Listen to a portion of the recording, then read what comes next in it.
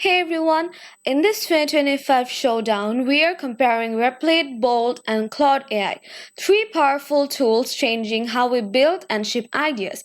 So, whether you are a developer, student, or digital entrepreneur, let's find out which one stands out this year.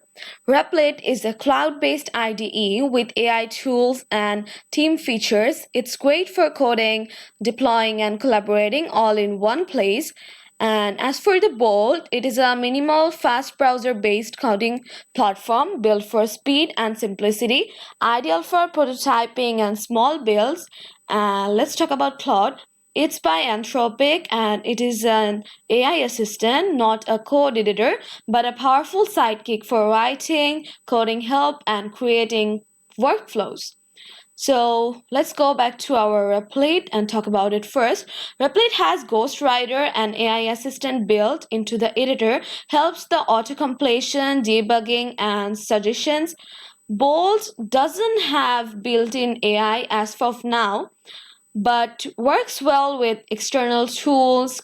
And as for the Claude shines in natural language reasoning, content creation, and deep coding explanation. It's like having a super intelligent mentor. Replit is more advanced and can be heavy on low end devices.